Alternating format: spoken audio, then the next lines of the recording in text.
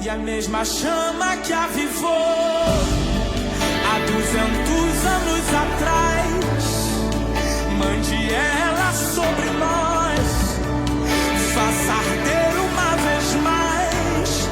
E os milagres do passado não vão ficar só na história, vão invadir nosso presente, acontecer aqui e agora, pois sabemos que tu não mudou. Quem mudou somos nós, mas o Senhor nos despertou, e ouvimos a sua voz dizendo: buscar-me-eis e me achareis, buscar-me-eis e me achareis, quando me buscar de todo o coração.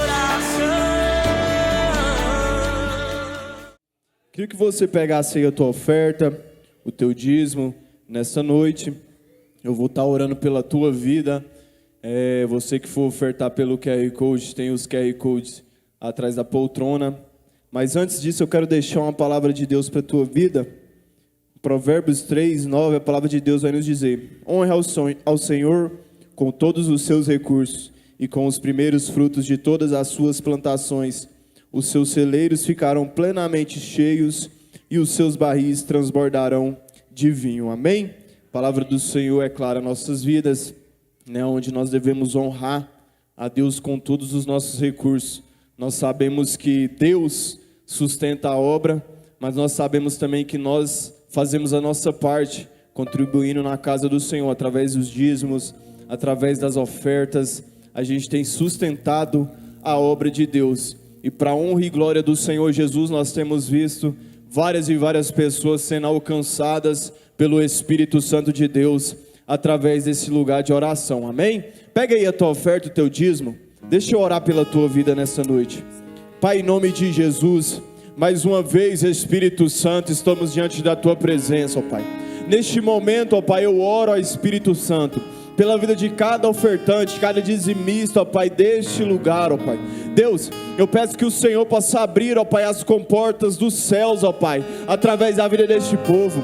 Pai, que o Senhor possa alcançar famílias, Pai, que o Senhor possa alcançar homens e mulheres, ó Espírito Santo de Deus, e que as mãos do Senhor, ó Pai, possa abençoar, ó Pai, a vida desse povo. Pai, em nome de Jesus, ó Pai, prospera, ó Espírito Santo de Deus, traga saúde, ó Pai, para este povo, e que as honras, ó Pai, e que o teu Espírito Santo, ó Pai, possa estar sobre a vida de cada um, ó Pai, em nome de Jesus. É o que eu te peço, Espírito Santo, em nome de Jesus. As irmãs podem passar, aleluias, nessa noite recolhendo a oferta. Você que for ofertar pelo Pix, tem os QR Code atrás da poltrona. Vamos receber o Ministério de Santa Nação com palmas bem alegres para Jesus.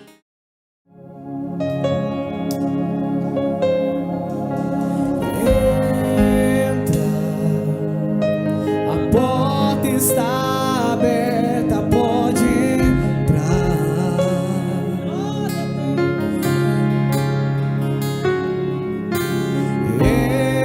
Entra, tu és bem-vindo, este é o teu lar.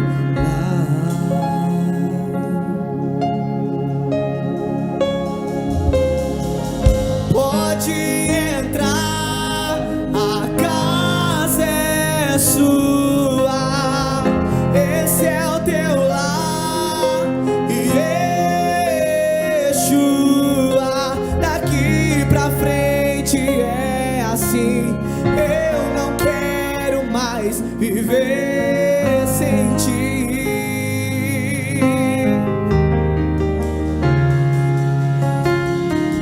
Pode entrar, a casa é sua, esse é o teu lar. Daqui pra frente é assim, eu não quero mais. Isso é oração, aleluia. Entra, a porta está aberta, pode entrar.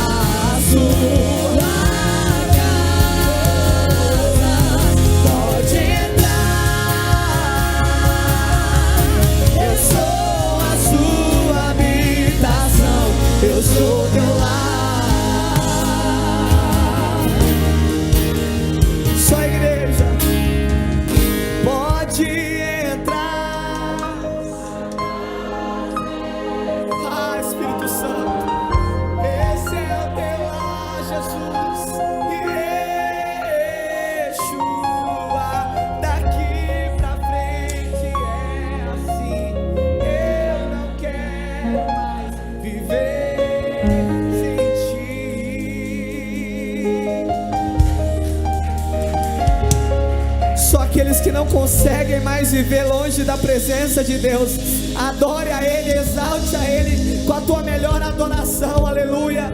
Louve a Ele com muito louvor, louve a Ele com intensidade, louve e exalte o nome dEle, aleluia. Ah, Senhor, aleluia, Jesus. Receba a nossa adoração nessa noite, ó Pai, aleluia.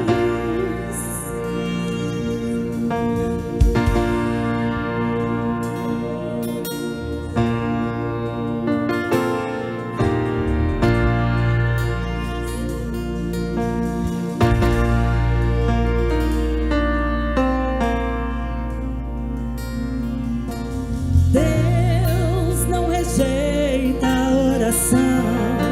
Oração é alimento.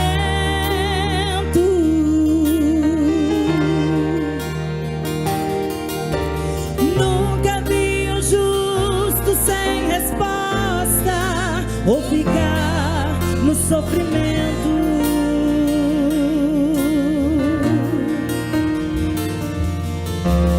Basta somente esperar o que Deus irá fazer.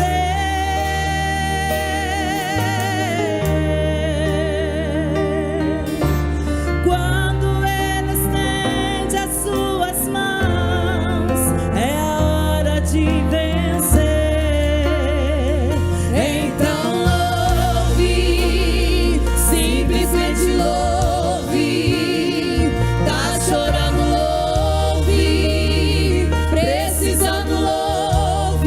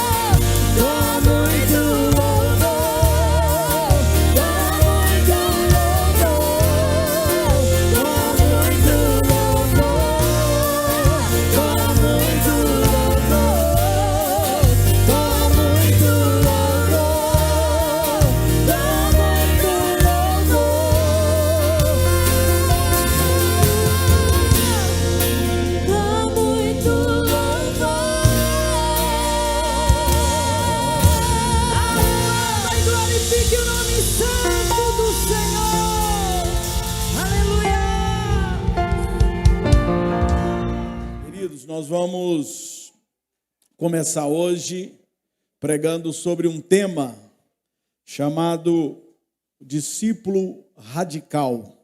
Amém? E eu queria já explicar para vocês aqui por que esse tema, né? Em primeiro lugar, por que discípulo, né? E a gente vai entender que, em primeiro lugar, a gente vai descobrir que no Novo Testamento, os seguidores de Jesus foram chamados de cristãos apenas 3 vezes. Então, a palavra discípulo, ela foi muito mais usada na Bíblia do que a palavra cristão, certo? Então, a gente vai ver que a primeira ocorrência que aparece sobre a palavra cristão está lá em Lucas, Atos dos Apóstolos, capítulo de número 11, verso 26, porque a gente vai ver lá o comentário de Lucas, né, explicando que pela primeira vez na Antioquia da Síria, os discípulos de Jesus foram chamados de cristão pela primeira vez. E aí a gente vai ver que Antioquia, ela apresenta um lugar onde a igreja era conhecida como uma comunidade internacional. E, consequentemente, então a igreja também ela era uma comunidade de membros que são chamados de cristãos, para indicar que não há aí uma diferença étnica, né? E para mostrar que essa palavra cristão remete a uma lealdade a Cristo. Ou seja, cristão, como Cristo. Então, os discípulos de Jesus eram tão parecidos com Jesus que eles chamavam eles de cristão. E aí, depois a gente vai ver os discípulos sendo chamados de cristãos no capítulo 26 de Atos, verso 28, quando por ocasião Paulo estava sendo julgado diante do rei Agripa, e ele desafiou diretamente o rei Agripa acerca do evangelho, e de repente o rei Agripa ele clamou e disse: por pouco me persuades a mim fazer um cristão. Então Paulo estava tão eloquente, tão forte na sua defesa, que ele quase, o rei grita: quase que você me tornou um cristão. Essa é a segunda vez.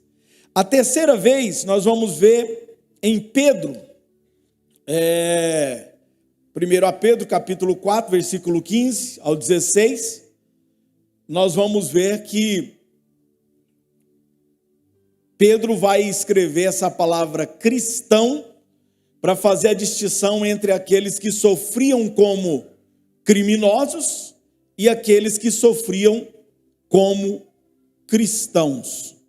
Porque existiam pessoas que diziam ser discípulos de Jesus, mas não sofriam como verdadeiros cristãos. Então, são as 3 vezes que aparece a palavra cristão, certo? Mas aí, pastor, por que radical? A palavra radical ela é derivada do latim de radix, que vem de raiz. Então, originalmente, parece ter sido utilizado como um rótulo político, né? Para algumas pessoas, como William Cobert, um político do século XIX. E os pontos de vista dele era muito forte, remetia muito a opiniões que vão às raízes, né? Que são pessoas extremas no seu compromisso, né? E aí então nós temos esta palavra que indica que um discípulo de Jesus, ele é aquele que tem um envolvimento muito forte, um compromisso com Jesus e com sua palavra. E por essa razão, nós temos então a junção de discípulo radical, ou um discípulo de raiz. Aquele que vai à raiz da palavra, ao profundo do seu compromisso com Jesus. Amém? Quantos são discípulos radicais? Diga amém. E hoje nós vamos então falar aqui sobre um tema que nos remete à questão da morte pela vida, ou a vida que é nos dada pela morte de Cristo Jesus. Nós estamos diante da ceia do Senhor Jesus e nós vamos aprender então nesta noite a respeito desta questão. Abra sua Bíblia, vamos ler a palavra de Deus. Quem trouxe a sua Bíblia, diga amém. Amém. Aleluias. Abra sua Bíblia. Lá em Romanos, vamos ler no capítulo de número 7.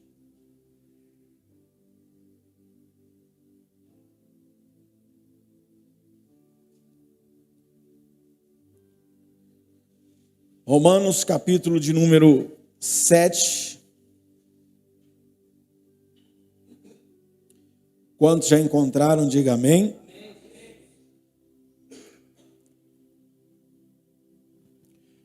Nos diz assim: não sabeis vós, irmãos, pois que falo aos que sabem a lei, que a lei tem domínio sobre o homem por todo o tempo que vive.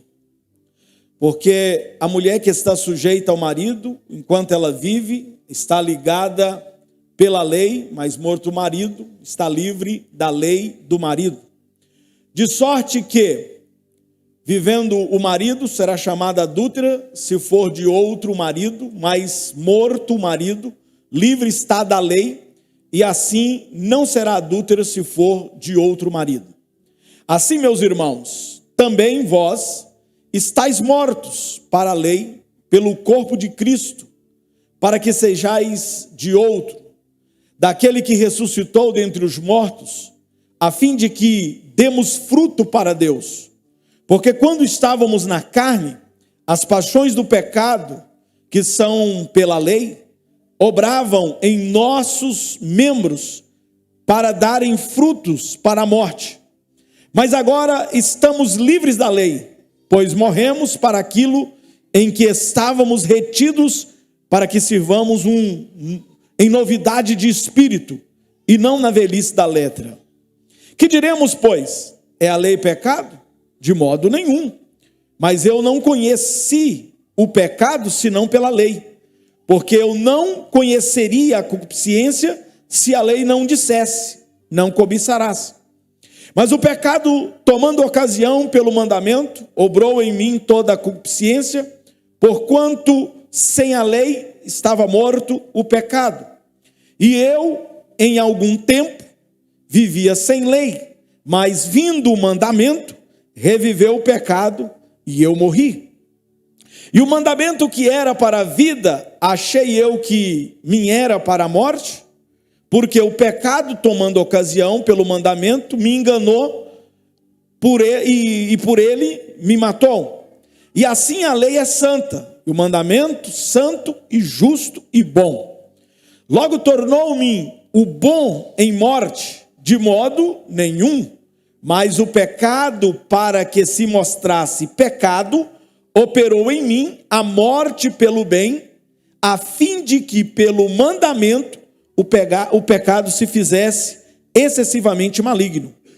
Porque bem sabemos que a lei é espiritual, mas eu sou carnal, vendido sob o pecado.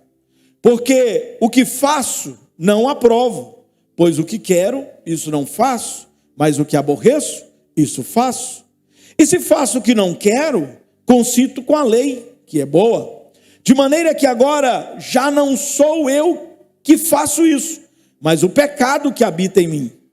Porque eu sei que em mim, isto é, na minha carne, não habita bem algum. E com efeito, o querer está em mim, mas não consigo realizar o bem. Porque não faço o bem que quero, mas o mal que não quero, isso faço. Ora, se eu faço o que não quero, já não o faço eu, mas o pecado que habita em mim. Acho então esta lei em mim, que quando quero fazer o bem, o mal está comigo. Porque, segundo o homem interior, tenho prazer na lei de Deus, mas vejo dos meus membros outra lei, que batalha contra a lei do meu entendimento, e me empreende debaixo da lei do pecado que está nos meus membros. Miserável homem que sou, quem me livrará do corpo dessa morte? Dou graças a Deus por Jesus Cristo nosso Senhor. Assim que eu mesmo, com entendimento, sirvo a lei de Deus, mas com a carne, a lei do pecado. Agora, no capítulo 8, só o verso 1. Agora, portanto agora, nenhuma condenação há para os que estão em Cristo Jesus, que não anda segundo a carne, mas segundo o Espírito. Porque a lei do Espírito de vida de Cristo Jesus me livrou da lei do pecado e da morte. Deixa eu resumir para você aqui. Humanamente, carnalmente, nós não conseguimos cumprir o mandamento da palavra. Só vamos conseguir isto, segundo Gálatas capítulo 5, verso 16. Se andarmos em espírito, não cumpriremos a vontade da carne. Então, a única forma de você cumprir a palavra de Deus é buscando o Espírito Santo. Porque ele te dá vida. Porque a sua carne é morta, mas o Espírito te dá vida. Quem entendeu? Então, se fosse resumir a mensagem todinha, seria nisso aqui. Mas fecha os seus olhos. Diga assim comigo: Senhor Jesus, a tua palavra é a verdade, e a verdade é o poder de Deus para a transformação de todo aquele que crê. E eu creio. Transforma-me pelo poder da tua palavra. Amém. Pode sentar. Desocupe a sua mão e aplauda o Senhor Jesus com palmas.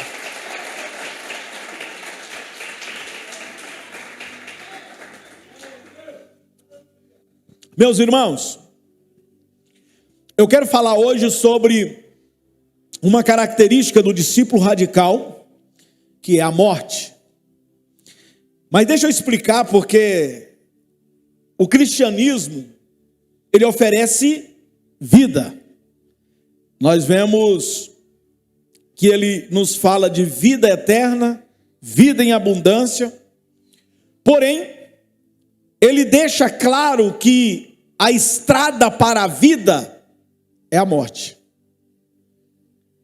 E enfatiza essa afirmação em pelo menos 6 áreas, como nós vamos aprender aqui.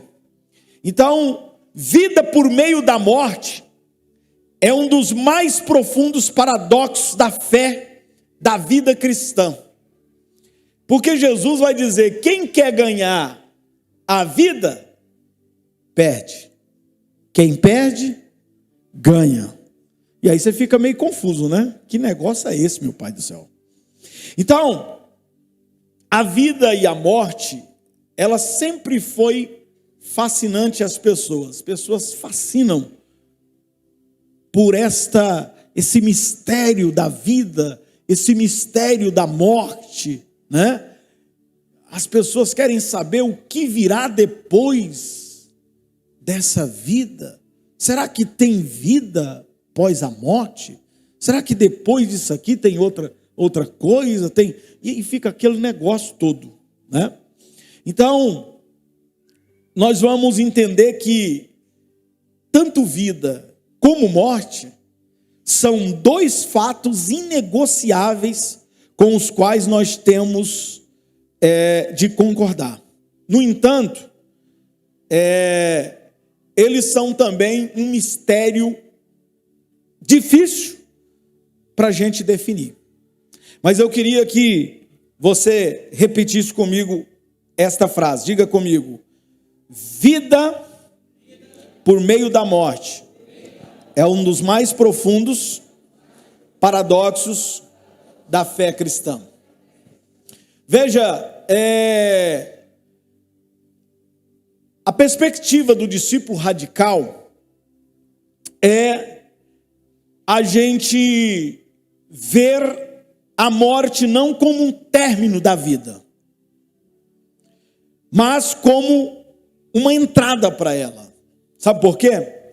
Porque o que a Escritura faz é colocar diante de nós as desejáveis glórias da vida e depois enfatizar que a condição indispensável para experimentarmos essa vida é a morte. Então, resumindo, a Bíblia promete vida por meio da morte, e de nenhuma outra maneira a gente vai encontrar isso. E a gente tem uma colocação de Paulo. O apóstolo Paulo, ele descreve o povo cristão como ressurretos dentre os mortos. Romanos capítulo 6, verso de número 13. Romanos 6, 13, Paulo vai dizer para a gente dessa forma: nem oferecereis, ou nem ofereçais cada um os membros do seu corpo ao pecado, como instrumento de iniquidade, mas oferecei-vos a Deus como ressurretos dentre os mortos, e os vossos membros a Deus como instrumentos de justiça.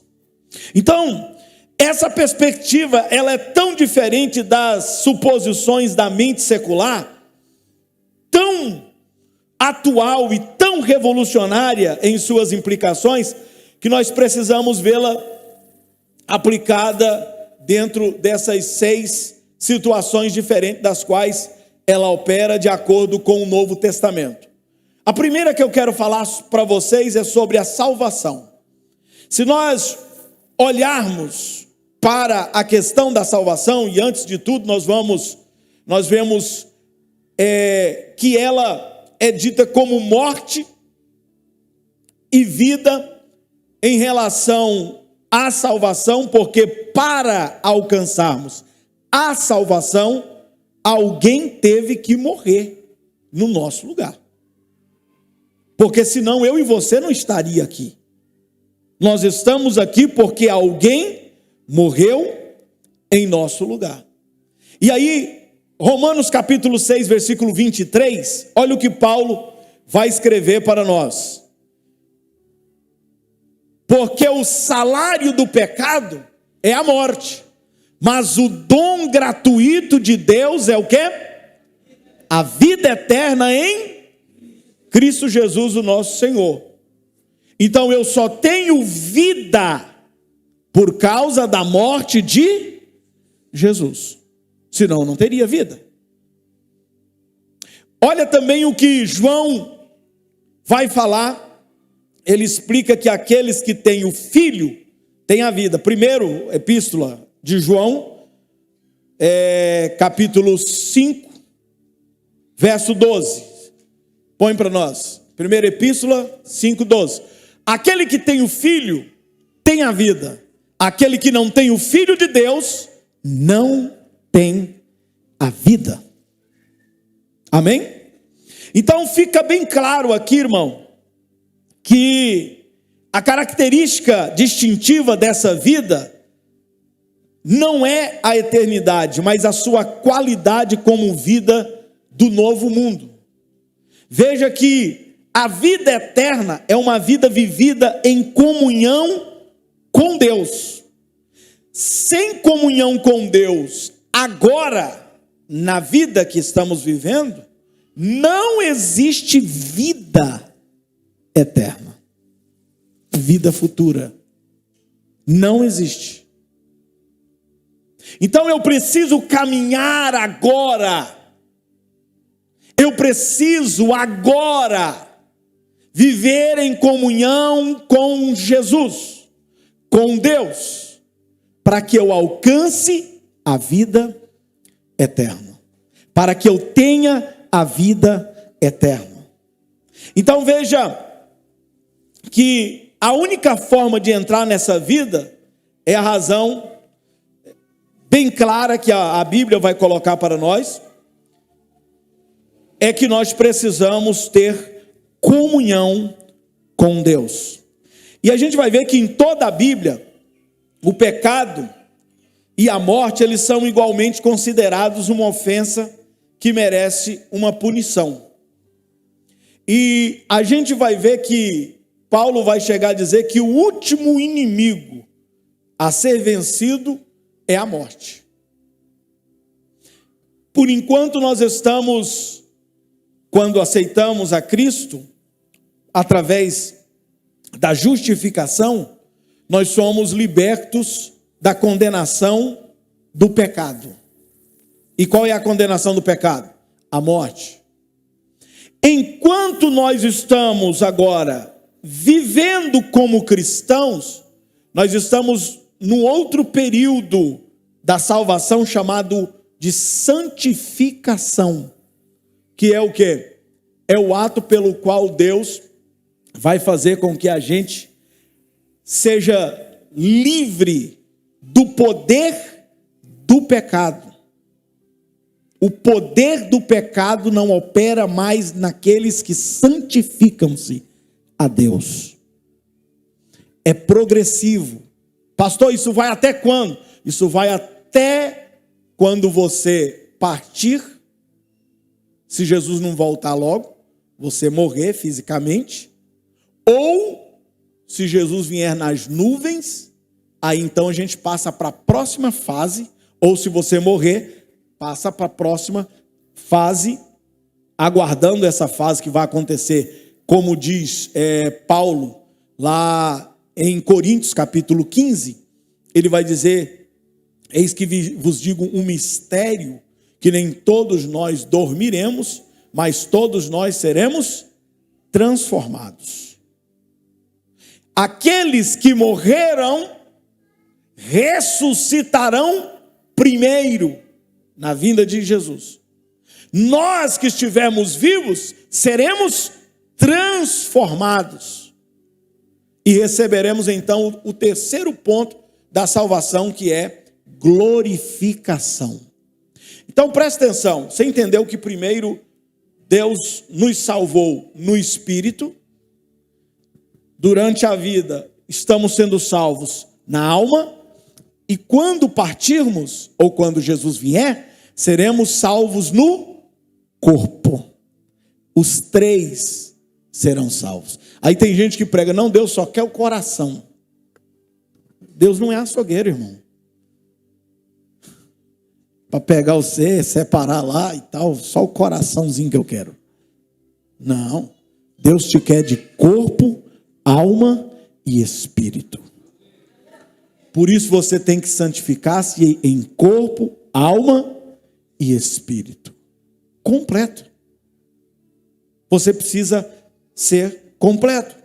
Então a gente vai perceber que dentro desta questão, se tivermos de morrer por nossos pecados, seria o fim para nós. Já pensou você morrer por si mesmo? Você podia até morrer, mas e como é que você ia tomar a vida de volta, sendo que o salário do pecado é a morte? E não tem como você tomar de volta se você tem pecado. Por isso que Cristo foi a melhor coisa que nos aconteceu. Porque ele, não tendo pecado, se fez pecador por nós, quer dizer, tomou sobre si os nossos pecados, foi lá na cruz, morreu a nossa morte. Quem deveria estar lá era eu e você. Aquela morte não era para Jesus, era para mim e para você, por causa do pecado. Mas ele morreu, pagou pelos nossos pecados. E aí Paulo vai escrever algo dizendo assim, lá em Efésios: ó morte, aonde está o seu aguilhão? Porque a morte foi tragada pela vida. Aonde está o seu aguilhão? Porque o aguilhão da morte é o pecado. Mas Cristo, não tendo pecado, quando a morte quis segurá-lo, não pôde segurá-lo. Porque ele não tinha pecado. O pecado que ele levou na cruz era o meu e o seu. Então ele, não tendo pecado, a morte não pôde segurar. E ele ressuscitou. E se ele ressuscitou e pagou pelos nossos pecados, nós somos livres para adorar a ele e andar na presença dele. E nós temos vida por causa da morte de Jesus. Quem está entendendo, diga amém. Então, nós não teríamos condição nenhuma, seria o fim. Não poderíamos ter vida dessa forma, morrendo por nós mesmos. E assim então Deus veio a nós em Jesus Cristo. Ele tomou o nosso lugar. Ele se apossou do nosso pecado. Ele morreu a nossa morte. E aí a gente vai ver que nós havíamos pecado. Nós merecíamos morrer. Porém ele morreu no nosso lugar. E aí a gente vê uma declaração que Cristo morreu pelos nossos pecados. E isso é o suficiente para eu e você entender que hoje nós temos vida. Mas deixa eu te falar, a vida que você tem não é a sua mais. É a vida de Cristo. Por isso que Paulo vai dizer: não vivo mais eu, mas Cristo vive em mim. E a vida que agora vivo-a na fé. Na fé. Pastor, como é que alcança a fé? Orando muito, jejuando muito? Vamos lá, Romanos capítulo 10, verso 17, se eu não me engano. Coloca para nós aí. 10, 17. Leia comigo bem alto. Vamos lá, 1, 2, 3 e...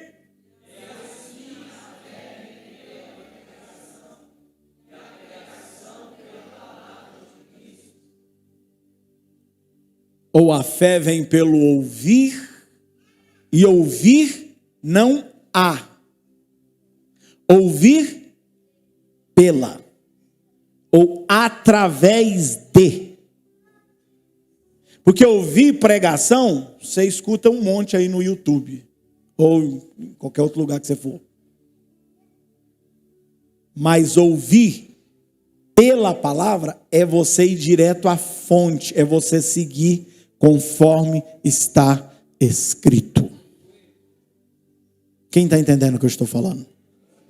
Então veja que a vida que eu vivo pelo conhecimento disso aqui. Agora eu te pergunto, se você não tem conhecimento da palavra de Deus, da Bíblia, como é que você vai viver como cristão? Como é que você vai saber como é que você tem que viver? Como é que você tem que agir? Como é que você tem que reagir? Como é que você tem que falar? Como é que você tem que se comportar? Como é que tem que ser? Como, irmão? Se você não tem conhecimento. Por isso que o cristão não pode apartar-se da sua Bíblia. Ler Bíblia, meditar nela, tem que ser um negócio como escovar dente, como comer. Sabe? Todo dia você não come o alimento físico para o seu corpo físico. Você precisa alimentar da palavra para alimentar o seu corpo espiritual. Por isso você vê um monte de crentes raquíticos, que qualquer lutinha, a primeira coisa que ele faz é distanciar de Jesus. A primeira coisa que ele faz é sair da presença de Deus. Por quê? Porque não tem raiz, não tem firmeza. Não tem firmeza. Lembra da parábola do semeador? Não tem uma semente que caiu lá entre as pedras? Ela até nasceu, não nasceu? Mas com o tempo veio o sol e de repente ela morreu. Por quê? Porque não tinha raiz profunda.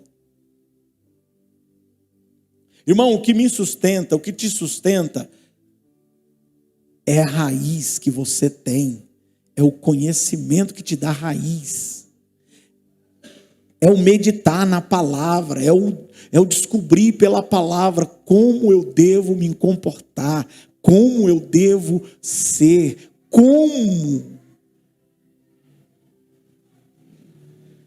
Tem um monte de gente aí que acha que ser crente é isso, acha que ser crente é aquilo, acha que ser crente é não sei o quê, acha que ser crente é segundo a doutrina, o RI, regulamento interno da igreja fulana de tal, que ser crente é segundo o livro que escreveu o fundador da igreja fulana de tal.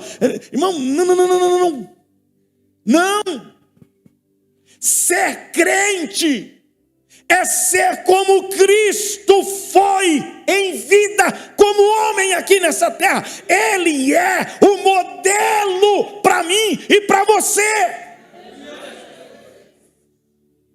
É eu ler essa palavra, eu entender essa palavra, eu conhecer essa palavra, para chegar no momento de uma decisão, para chegar no momento de tomar uma decisão, de fazer alguma coisa, eu falar assim: se Cristo estivesse aqui agora, Ele faria o que eu estou fazendo?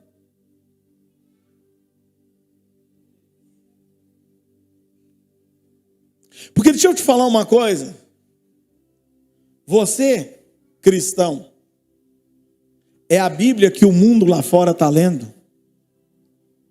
As pessoas olham para você e dizem assim: deixa eu ver como é que é ser crente. Aí vê você mentindo, vê você trapaceando, vê você fazendo um monte de coisa. E aí um monte de gente não quer vir para a igreja de jeito nenhum. Tem um monte de gente por aí que se diz ateu. E não é ateu porque tiveram uma decepção com Deus, não. É porque tiveram decepção com crente, com os representantes de Jesus. Uma certa vez, um hindu, que não se dizia ateu, lendo toda a Bíblia, mas decepcionado com os cristãos, chegou para um cristão e disse assim: olha, você diz que é cristão, mas eu vou falar uma coisa para você. Se vocês que são cristãos realmente vivessem como Cristo viveu, a Índia toda estaria aos pés de vocês.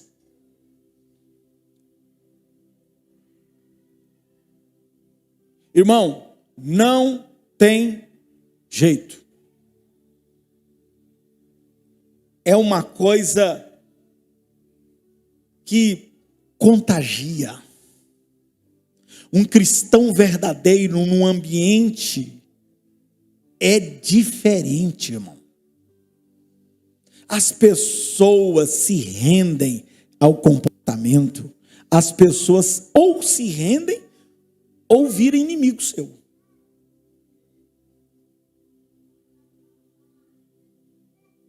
Porque é diferente. As pessoas notam a sua diferença, e não é só por causa da sua roupa, não.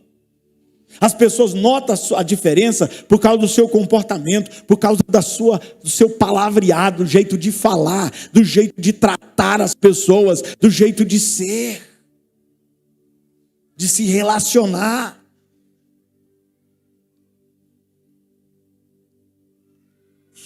Essa semana aconteceu um fato comigo, que vale até falar aqui. Eu não sei, não pesquisei, não perguntei também, se a pessoa era cristã, mas eu parei meu carro lá perto da sede e parei atrás de um outro rapaz assim, tinha um outro mais na frente. Aí o rapaz, na hora de sair, não sei se estava meio com pressa, ele foi, deu uma ré, bateu no meu carro e quebrou, deu um quebradinho assim, uma chave mais ou menos assim, do meu carro. Aí, olha para você ver o que é uma pessoa honesta. Ele escreveu um bilhetinho, porque eu não estava lá na hora, eu não vi. Escreveu um bilhetinho, colocou no limpador do coisa. Eu peguei o carro, saí com o carro, andei. Depois que alguém falou assim, pastor, mas e esse papelzinho aqui? Será que era uma multa, né? Parei em algum lugar errado. Aí eu peguei o papelzinho e fui ler. O rapaz escreveu assim, eu sou fulano de tal, meu número é esse, e eu bati no seu carro. Me ligue para a gente resolver. Na hora eu falei, será? Liguei, porque a gente, o mundo está complicado. Mandei uma mensagem para o rapaz, eu sou o dono do carro, que você bateu. Tal. E ele falou, não, o que o senhor quer fazer? O senhor quer que eu compre outro para-choque para o seu carro? Ou o senhor quer recuperar ele? Falei, não, se for mais barato, né? Pode fazer, pode recuperar.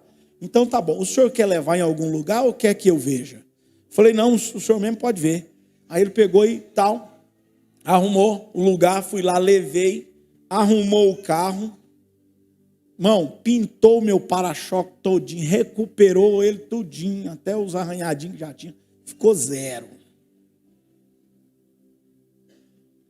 O rapaz foi lá, pagou o ombro, tudo certinho, e ainda mandou mensagem pedindo desculpa porque bateu no meu carro.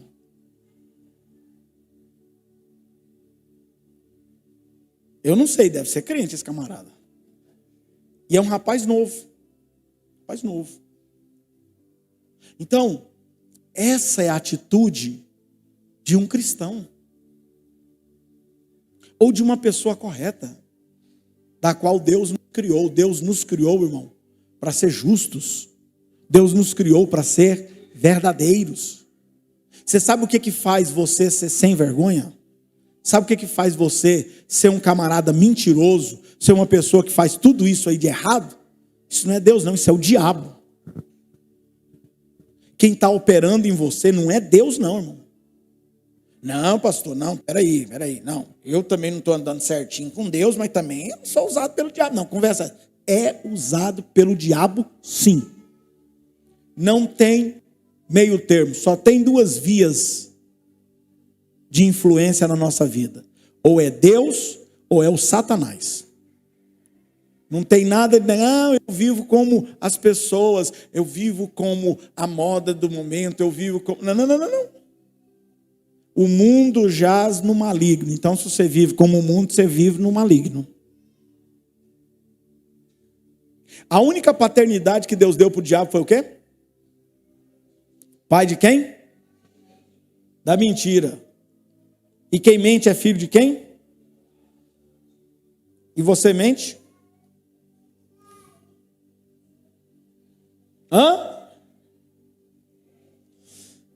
Ei, Jesus, ajuda nós. Não, pastor, é uma mentirinha. Mentirinha branca. Não, mentirinha só para não dar mais problema, porque se eu falar para a mulher o que eu fiz de errado, vai dar um problema. Não, pastor, se eu falar para o meu marido o que eu fiz de errado, vai dar um problema. Continua nessa vida sua. Mentira tem perna bem longa. Ou não, né? Curta.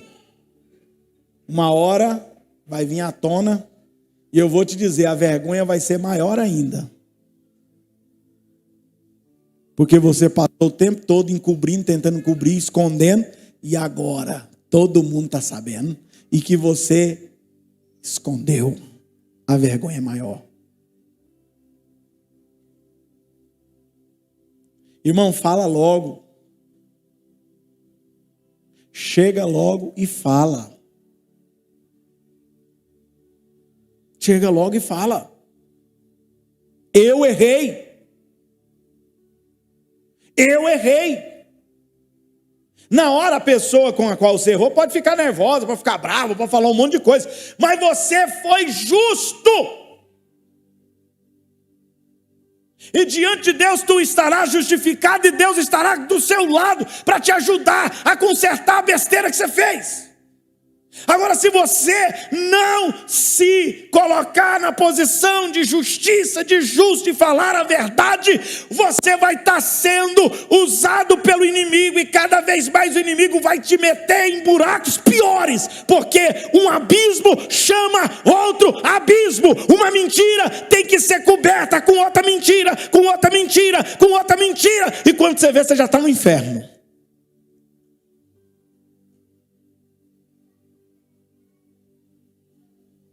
Amém ou não amém?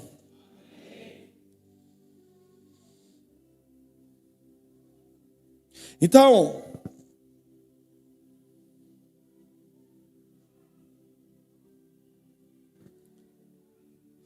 a gente entende que é pela fé, interiormente, o conhecimento da palavra, pelo batismo, que é exteriormente, que nós nos tornamos unidos com Cristo em sua morte e ressurreição. Nós morremos, ressuscitamos com Ele. Portanto, agora, Paulo vai dizer para nós em Romanos 6,11, olha o que está escrito aí, Romanos 6,11. Assim também vós considerai-vos mortos para o pecado, mas vivos para Deus em Cristo Jesus. Você está prestando atenção? Que todos os versículos está colocando que a vida que você tem agora não é mais a sua, que é a vida de Cristo, que você só é vivo se estiver em Cristo. E o que é estar em Cristo, irmão? É ser revestido totalmente dele, é falar como ele falava, agir como ele agia. Entende isso?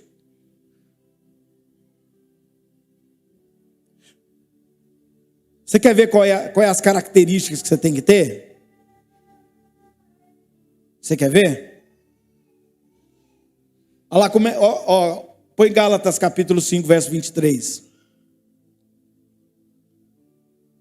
Volta um pouco, 22. Vamos lá, todo mundo, 1, 2, 3, lê bem alto.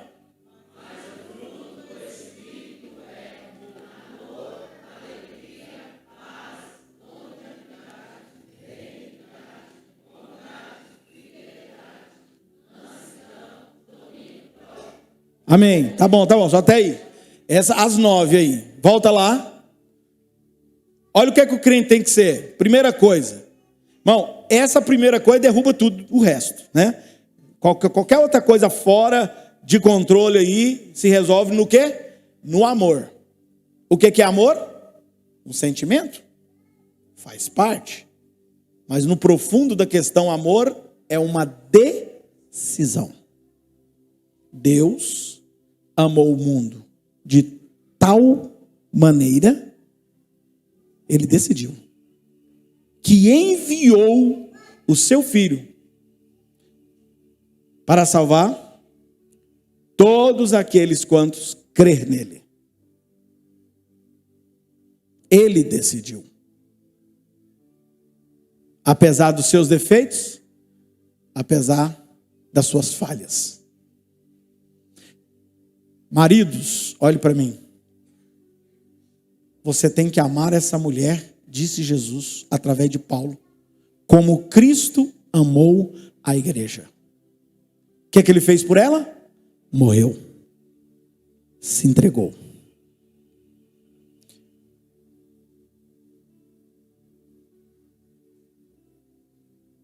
Você precisa amar a sua esposa, apesar dos defeitos. Todo mundo tem defeito. O problema é que as pessoas não se enxergam.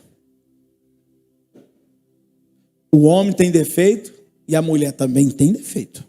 E tem que ver que tem.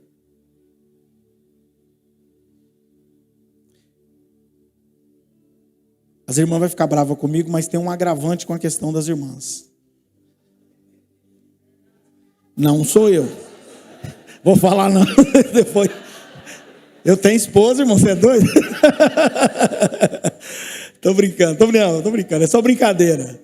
Jesus disse que a mulher é o vaso mais frágil. Por essa razão a gente entende que ela é mais sentimental. Então o irmão casado aí, o esposo, tenha paciência com a sua esposa. Tenha paciência. Esses 7 dias ou mais aí vai passar. Depois ela volta ao normal de novo. Né? Não tem um tempinho aí que as mulheres ficam querendo matar os maridos? Pensa em homicídio o tempo todo. Mas aí passa aqueles dias lá. Irmão, se você aguentar 7 dias, você vai ter mais 21, né? Não, é mais? Não, 23, né? Depende do mês, né?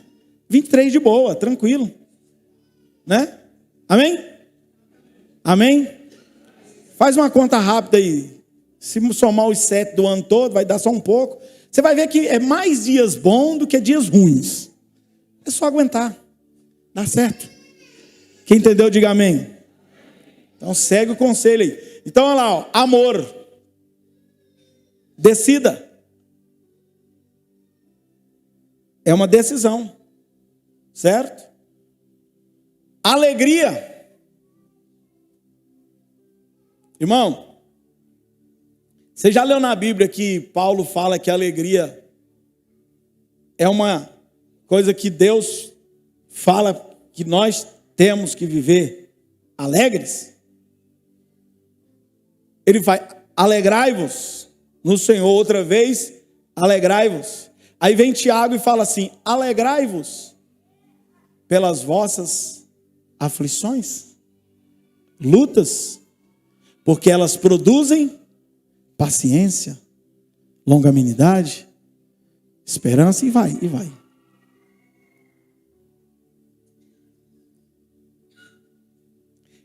Alegria, felicidade, alegria, não é coisas. Quem só fica alegre quando tem, está vivendo no mundo errado de Deus. Esse mundo aí não é o de Deus. A alegria nossa não é pelo que a gente tem, é pelo que a gente é. A alegria do cristão não é ter, é ser. É diferente. Amém, irmão? Então ame o seu marido, não porque ele não conseguiu te dar aquilo que você queria ter, mas ame pelo que ele é. Eita glória, olha os irmãos tudo dando glória a Deus. Cartão agora vai baixar tudo, né? Amém. Outra coisa, ó, paz, longanimidade, benignidade, bondade, fidelidade. Vocês sabem o que quer dizer longanimidade? É uma coisa longa, né? Isso quer dizer uma paciência que você já tem que ter, mas ela é esticada. Sabe aquele negócio de conta até 10? Não, irmão. Isso aí é para os Nutella. Conta até 1.000, 10.000, 100.000. Estica esse negócio aí. Tenha paciência. Amém, irmão? Rapaz do céu, eu ia falar sobre 6, só falei sobre 1. Não vai dar tempo. Fique de pé. Quem entendeu? Diga assim comigo. Não vivo mais eu. É Cristo que vive em mim. E a vida que agora vivo, vivo na fé do Filho de Deus. Diga, já estou crucificado com Cristo. Essa é a nossa posição. Sabe por que você não pode fazer coisa errada? Porque você representa Jesus. Você é um pequenos Cristos andando por aí pelas ruas. as pessoas olham para você e vai logo identificar só pelo que você testemunha como cristão, fala, nossa, aquele ali é um cristão, porque ele é parecido com Jesus. Amém, irmão? Feche seus olhos. Senhor Jesus, nós acabamos de ouvir a Tua palavra e nós acreditamos que ela é o poder de Deus para nos transformar. Senhor, através do Teu Espírito Santo, como está escrito, que quem convence o homem do pecado, da justiça e do juízo é o Espírito Santo.